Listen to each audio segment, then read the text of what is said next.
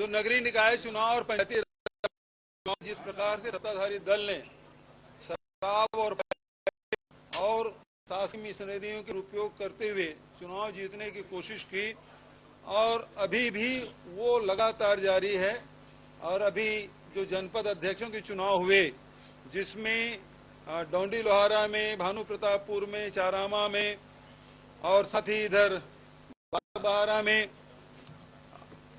और दुर्ग जिला पंचायत के जो चुनाव हुए, वो लोकतंत्र को तार तार किया है, अपमानित किया है। जिसमें ये 3 ब्लॉक, जो पहले 3-4 ब्लॉक में जो मैंने कहा, उसमें बैठक आहूत हो गई। जनपद सदस्य है वो बैठक में चले गए थे, हाल में थे, और उसके बाद 10 ऊपर से कहीं फोन आता है और उसके बाद चुनाव निरस्त कर दिया जाता है। जहां बहुमत नहीं है वहां तिथि बदलने की कार्रवाई हुई है। तिथि बदलने की कार्रवाई एक है, दूसरी बैठक आहूत होने के बाद उसको कैंसिल कर दिया गया। और जिला पंचायत में हुआ ये सेलिब्रेशन होटल में हमारे जिला पंचायत सदस्य कांग्रेस पक्ष के, उसमें 2 ही अनुसूचित जाति की 2 महिला जीती है और अनुसूचित जाति के लिए आरक्षित है। एक भाजपा से जीती है, एक कांग्रेस से जीती। कांग्रेस की जिला पंचायत सदस्य है, उसका एक रिश्तेदार शासकीय कर्मचारी है, वो आता है और लेके एक विधायक के निवास में बिठा देते हैं और नामांकन का समय चला गया और उसके बाद उसको छोड़ दिया गया। तो इस प्रकार से लोकतंत्र की चीरहरण ये सरकार कर रही है, शासकीय तौर पे किया जा रहा है। ये विधानसभा चल रहा है, लोकतंत्र का सबसे बड़ा मंदिर हमारे प्रदेश का। और यहाँ हम लोगों ने कहा कि शासन की ओर से जवाब आए, शासन की तरफ से कोई जवाब नहीं आया और हम लोग जब तक चीरहरण हो रहा है तो फिर यहाँ भाग लेने का उचित क्या है? लोग अभी हमने बहिष्कार किया है। नहीं, अभी दिन भर के लिए क्या, अभी बहिष्कार किए हुए।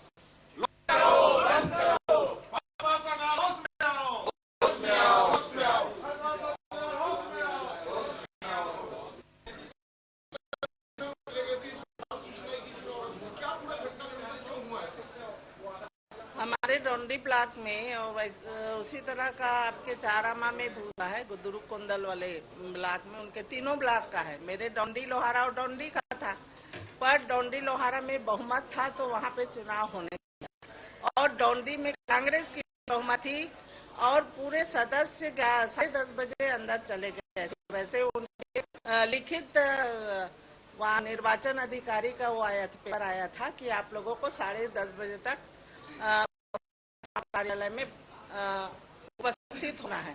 और सभी मेरे सदस्य पूरे अपने दल बल साथियों साथ अंदर चले गए और बीजेपी के भी सदस्य लोग अंदर गए।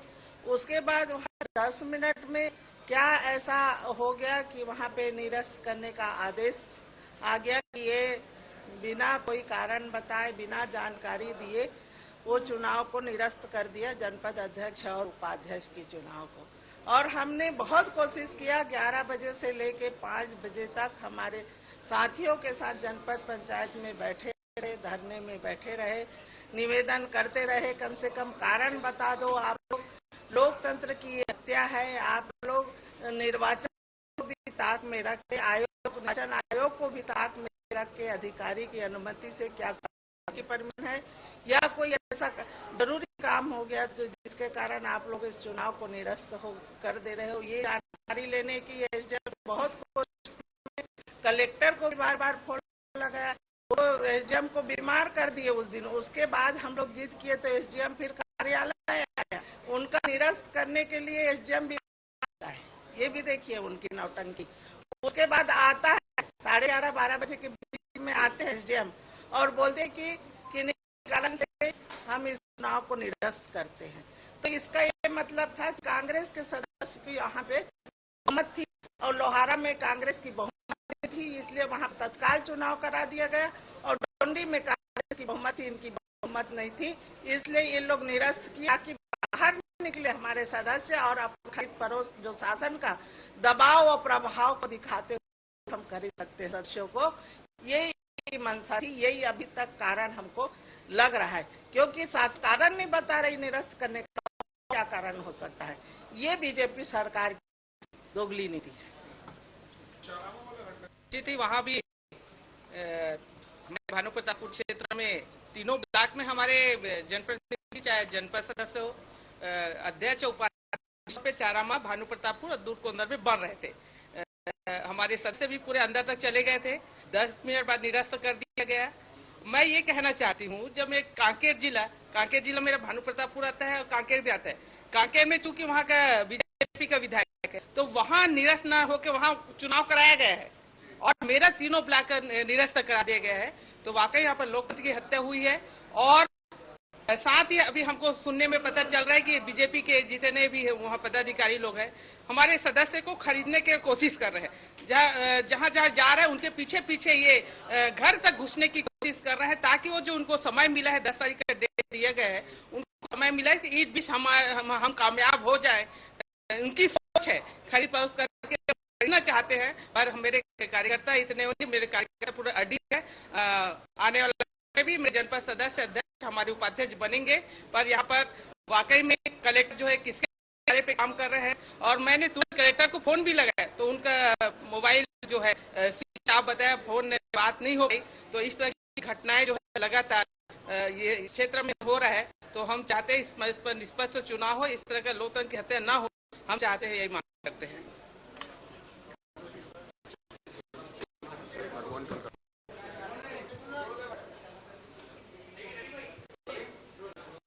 उनका होने मैं बोलूं,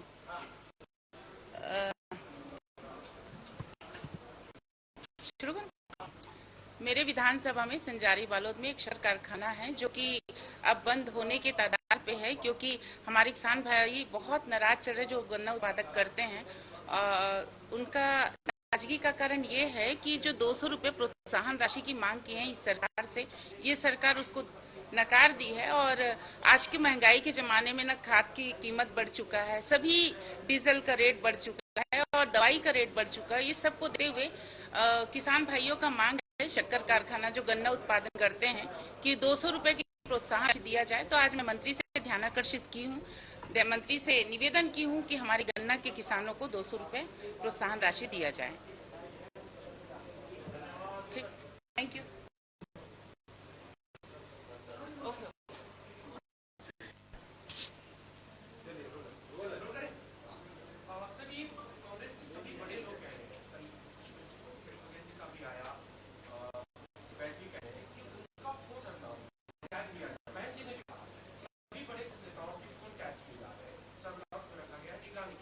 नहीं, क्यों करेंगे?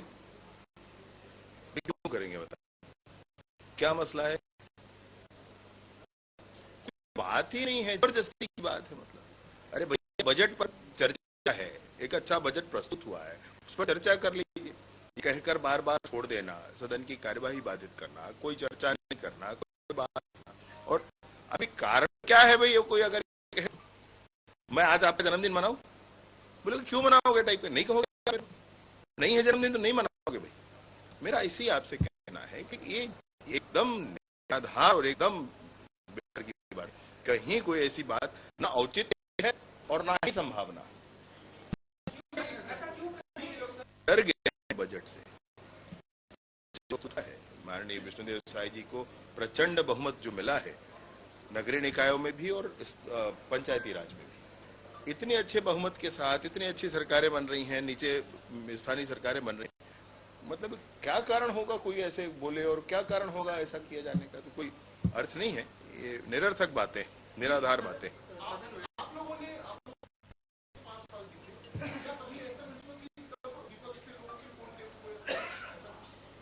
नहीं, कभी हुआ था, कभी हमने कहा भी था, परंतु कभी ये लगा तब कहा था भाई कि ये हुआ है, कभी कोई विषय आता था तब कहा गया, लेकिन ऐसे ठलहा किसी दिन सुबह उठ करके नहीं कह दिया, आज ये बोलना है करके सब हिल करके बोल दिया, ऐसे नहीं किया। तो आप औचित्यपूर्ण हो विषय, उसमें आवश्यकता क्या है ये इसको सोचा जाए। अभी क्या है भाई ऐसा जो किया गया?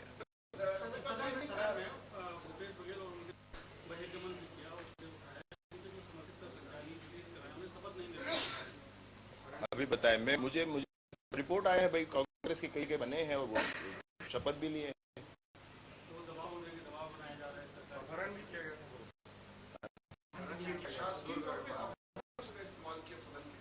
गलत बातें हैं और मैं आपसे बिल्कुल ये कहना चाहता हूं कि लोकतंत्र है भी, और भाजपा लोकतंत्र के सम्मान करने वाली पार्टी, जनादेश जो आ गया सो आ गया, अब उससे कोई खिलवाड़ हो नहीं सकता है। और कहीं का भी हो, कोई एक बार भी ऐसा सोचे तो वो गलत है, और कहीं ऐसा लगता है उनको ऐसा है तो मैं बिल्कुल व्यक्तिगत रूप से भी जानकारी बातचीत करने के लिए, ऐसा हरगिज नहीं है। नहीं सक पा रहे हैं माननीय कृष्ण देव राय जी की सरकार, तो अब ईवीएम के बाद ये दूसरा शिगुफा है जिसको छोड़ने की कोशिश है। तो ऐसे ही सारे और नए शिगुफे खोजने पड़ेंगे, भाजपा की भाजपा का आकार रुकेगा।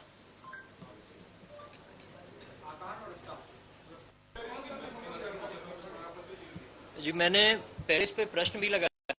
अगलतरा नगर पालिका में गौड़ खनिज का जो करीब 2 करोड़ रुपया आया था, उसमें 97 लाख को छोटे छोटे टुकड़ों में आचार संहिता के में भाव पत्र पर दे दिया, और किसी भी नियम का पालन नहीं किया गया, न पीआईसी का उस पर अनुमोदन हुआ, न किसी सक्षम अधिकारी का अनुमोदन हुआ।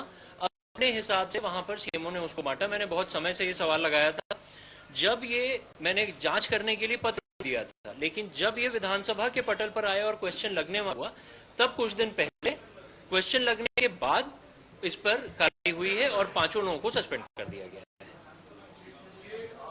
मेरा ध्यानाकर्षण इस विषय पर था, 2012 में एक मनरेगा से तालाब खोदा गया कल्याणपुर में, उस पर पचरी निर्माण मनरेगा से कराया गया, वो फंड लगाया गया, और उसके बाद अधिकारियों के साथ साठगांठ करके उस तालाब को राखड़ से पाट दिया गया।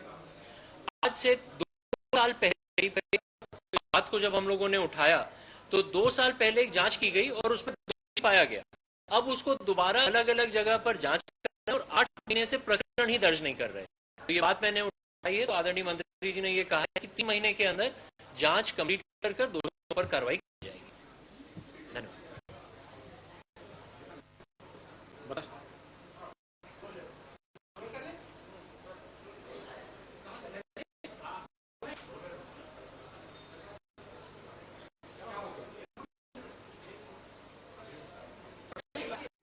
उसी से मैं लगा हुआ है, यहाँ सबसे आगे ही।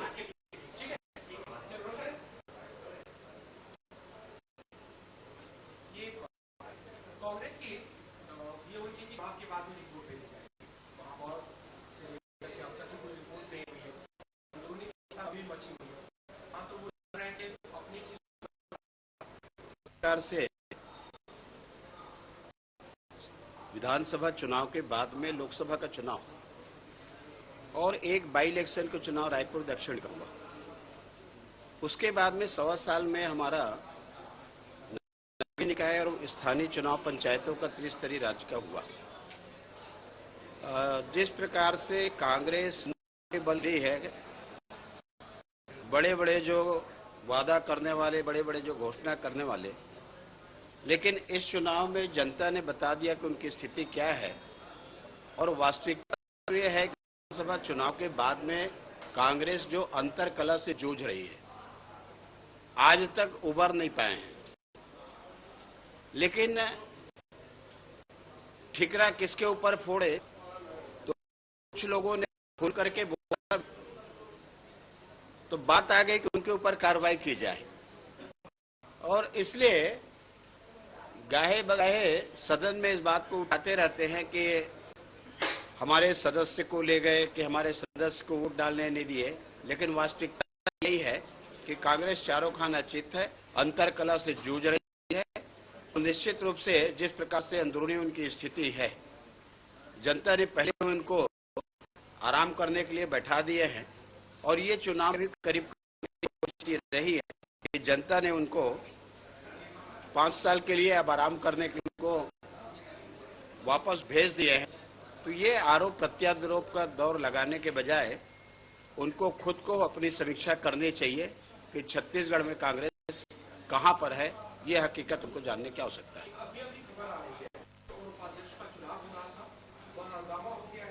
महिला बाल विकास मंत्री के देखो, हमला करना मैं समझता हूं उचित नहीं है और उस प्रकार के चुनाव में आने भी नहीं चाहिए। लेकिन इस प्रकार की घटना लोकतंत्र की ठीक नहीं है। चुनाव आपस में लड़ना चाहिए, मिलजुल कर लड़ना चाहिए। जय पराजय हुई है, उसको स्वीकार करना चाहिए।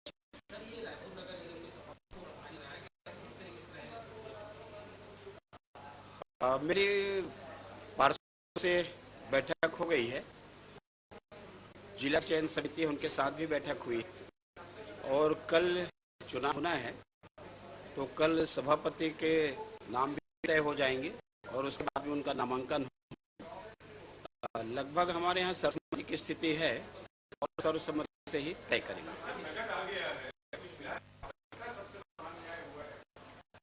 देखिए, बजट से न केवल जनप्रतिनिधि को बल्कि आम जनता को भी उससे काफी उम्मीद रहती है और जिस प्रकार से बजट प्रस्तुत किया गया है उस बजट में मैं समझता हूं चाहे व्यापारी वर्ग हो, हमारे किसान हो, महतारी हो, हमारे युवा हो, लगभग संतुष्ट का प्रयास किया गया है और सभी लोग बजट को सराहे। इसके साथ में विभागवार चर्चा हमारी प्रारंभ हो गई है और विभाग में हमको क्या मिला ये सब देखते हैं। तो निश्चित रूप से जो पीडब्ल्यूडी की बात करें, जिस पे चर्चा अभी हो रही है, सभी क्षेत्रों को समाहित करने का प्रयास किया गया है और लगभग सभी को, किसी को सड़कें मिली हैं तो किसी को भवन मिला है, तो किसी को रेस्ट हाउस विश्राम गृह मिला है, तो किसी को न्यायालय मिला है, लेकिन लगभग बिना भेदभाव के सभी लोगों को कुछ न कुछ मिला है और मैं कह सकता हूँ बहुत अच्छा बजट प्रस्तुत किया गया है।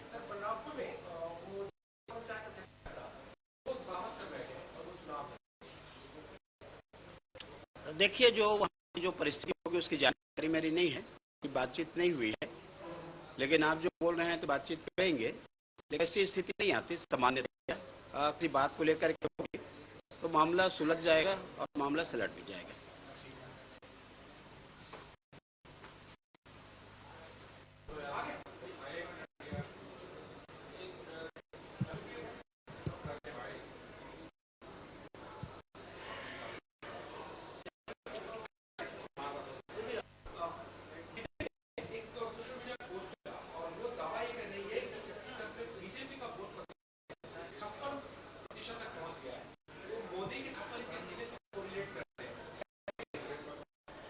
देखिए, लोकसभा चुनाव, विधानसभा चुनाव, नगरीय निकाय, हमारे निगम के, पालिका के और पंचायत के, नगर पंचायत के चुनाव तो होते हैं सिंबल पे, तो ये उसका डेटा देने की कोशिश कर रहे हैं या जिला पंचायत के समर्थकों को ना मान रहे हैं?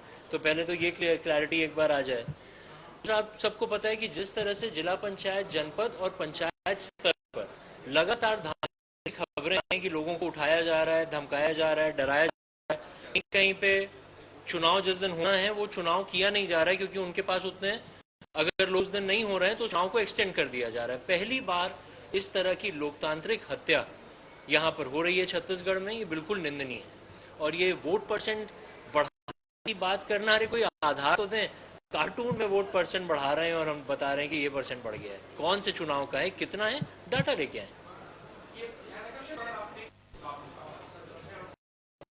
थोड़ा गोल-मोल जवाब उसमें मिला क्योंकि एक जांच प्रतिवेदन स्वयं जिला पंचायत के अधिकारी ने किया जिसमें तालाब को पाटने की पुष्टि हुई। उसके बाद 17-18 महीने बाद उसको दोबारा एक जांच की जा रही है कि वो तालाब में क्या हुआ। तो पुरानी जांच नहीं मान रहे हैं अपने अधिकारियों की, नए जांच की। खैर वो एक विषय है, लेकिन ओपी चौधरी साहब ने, मंत्री जी ने कहा है कि 3 महीने के अंदर जांच कंप्लीट होकर उस पर कार्रवाई कर। तो मैं क्या,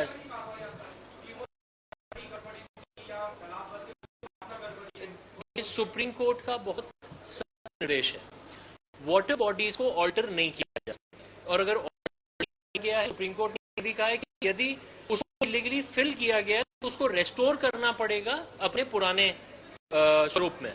तो बिल्कुल सुप्रीम कोर्ट का उल्लंघन है और उन्होंने ये कहा है कि उसको दोबारा सही करके पुराने तालाब जैसे वो कर उसको लाएंगे। वो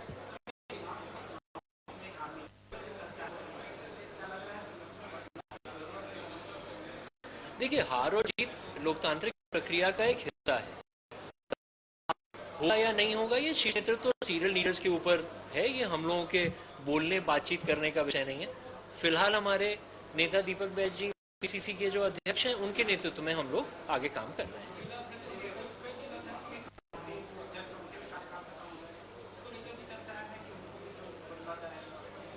देखिए, ये का विषय है और मैं सही व्यक्ति आधिकारिक रूप से मैं आपको कोई जवाब दूं।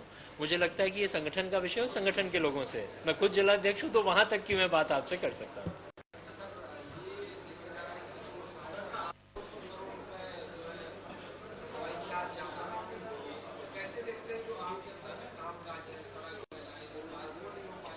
देखिए, ये बात बार बार हम लोग कह रहे हैं, सिर्फ ये हवाई जहाज के खर्चे की बात नहीं है, प्रचार प्रसार भी उसमें एक मुद्दा है। उसके अलावा जितना काम के बजट में इंक्लूड तो हो जा रहा है, लेकिन वित्तीय स्वीकृति नहीं मिल रही है और उसके बाद काम हो नहीं पा रहे हैं। इस बजट पर यही चिंता हम सब ने जाहिर की है।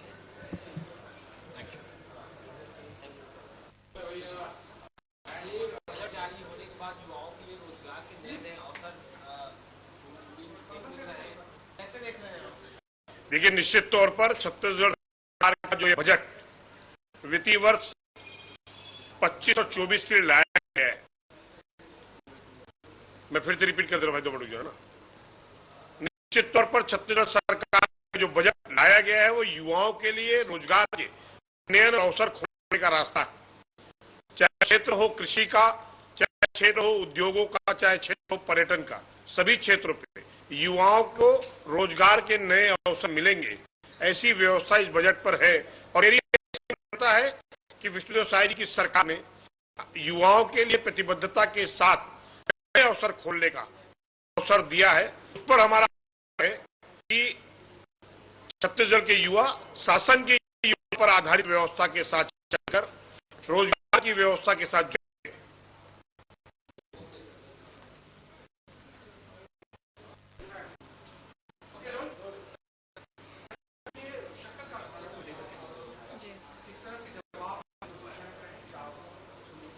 देखिए, सरदार वल्लभ भाई पटेल जो शक्कर कारखाना पड़िया का है, उसकी रैंकिंग टॉप में है, लेकिन कांग्रेस के कार्यकाल में 2023 और 24 के रिकवरी राशि में काफी बैलेंस अमाउंट बचा था और बैलेंस अमाउंट बचा होने को कैरी फॉरवर्ड इस सरकार पे हुआ। और सरकार शुरू से जब से लगभग 14 महीने हो गए, शुगर फैक्ट्री की बैठक होने के बाद में चीजें समझ में आई है कि शायद जो लोन था शुगर फैक्ट्री पे, लगभग 81 करोड़ का लोन शुगर फैक्ट्री ने लिया था और ब्याज की जो राशि है 11.4% के हिसाब से वो ब्याज की राशि मिलाकर के लगभग 121 करोड़ का भुगतान अभी तक के हो चुका है। लेकिन दिक्कत ये है कि जो कैपेसिटी है उससे इस बार गन्ना की पेराई कम हुई है और चूंकि प्राइवेट गुड फैक्ट्रीज भी लग गई हैं जिनकी रेट जो है, हम अगर 350 में गन्ना ले रहे हैं तो जो प्राइवेट फैक्ट्रीज हैं वो लगभग 400 450 के रेट से की खरीदी कर रही है। तो जो अंतरराशि है वो किसानों को दिक्कत इसलिए आ रही है कि जो पेमेंट होता है उसमें थोड़ा सा डिले हो रहा है। तो मैंने वही ध्यानाकर्षण में विषय लगाया था कि जो पेमेंट में जो डिले हो रहा है, गन्ने के भुगतान में जो किसानों को डिले हो रहा है, एक तो वो ठीक की जाए। जो लोन अभी लगभग 17 करोड़ के आसपास का लोन जो ऑलरेडी हमारी शुगर फैक्ट्री पे बचा है वो लोन माफ किया जाए और जो ब्याज की दर है लगभग 11.45% जो ब्याज का दर है वो ब्याज की को कम किया जाए। और तीसरा जो महत्वपूर्ण विषय ये था कि जो मोलासिस, जो शुगर फैक्ट्री से मोलासिस निकलते हैं, अभी उसका अनुबंध कवर्धा की शक्कर कारखाने से है। तो हमने ये निवेदन किया है, ध्यानाकर्षण में ये लगाए आदरणीय मंत्री जी के माध्यम से कि उसको या तो निजी कंपनियों को दिया जाए या फिर वहां से अनुबंध खत्म करके डायरेक्ट जो एथेनॉल प्लांट है वहां दिया जाए। क्योंकि अभी हम अगर कवर्धा शुगर फैक्ट्री को अपना मोलासिस दे रहे हैं, इसका रेट लगभग 12,000 प्रति हिसाब से आते हैं और बाहर मार्केट में उसी का रेट लगभग 16,000। तो 4 करोड़ की लगभग जो राशि डायरेक्ट हम दे पाए तो 4 करोड़ की राशि फैक्ट्री को अतिरिक्त लाभ होगा और समय पे जो बोनस है वो भी किसानों को समय पे मिल पाएगा। और तीसरा ये निवेदन किया गया है कि मंडी बोर्ड के माध्यम से 0% ब्याज पर जो शुगर फैक्ट्री को जो लोन है 16 करोड़ 17 करोड़ रुपए, उसको उनके माध्यम से हम लोन को पेमेंट कर सकेंगे। तो इस तरीके से काफी एक सुचारू रूप से शुगर फैक्ट्री आगे चलेगी। आदरणीय मंत्री जी ने आश्वासन दिया है कि हम आने वाले समय बहुत जल्दी इसकी समीक्षा करेंगे और जो भी प्रबंधन को लेकर के परेशानियां आ रही हैं उन परेशानियों को दूर करेंगे। ये विषय इसलिए गंभीर ज्यादा है क्योंकि जो पंडरिया जो मेरा मतलब है वो गन्ना बहुल क्षेत्र है, लगभग 70% वहाँ पे गन्ने का उत्पादन करते हैं और जो किसानों की संख्या लगभग 8,000 के आसपास है, लेकिन ये 8,000 किसानों के साथ साथ जो उनके घर में परिवार की बात करूं तो पर किसान अगर हम माने कि 5 से 6 उनके पारिवारिक सदस्य हैं, मतलब 8,000 किसान गुणित उनके परिवार के 5 सदस्य जिनकी संख्या लाखों में है, तो सीधा ही उनकी पॉकेट का असर दिख रहा है। छोटी छोटी जरूरतों के लिए किसानों को अभी चूंकि फसल पे उनकी डिपेंडेंसी है, तो निवेदन यही किया कि जितने जल्दी हो सके जो पेमेंट बचा है 40 करोड़ लगभग के आसपास का, वो पेमेंट हो जाए और हमको पे और जो हमारी जो राशि बची उस पे हमको छूट दी जाए। तो आज के ध्यानाकर्षण का विषय यही था। विश्वास है कि आने वाले समय बहुत जल्दी इसका समाधान आदरणीय मंत्री के माध्यम से, आदरणीय मुख्यमंत्री के माध्यम से बहुत जल्दी इसका समाधान निकल आएगा। Thank you.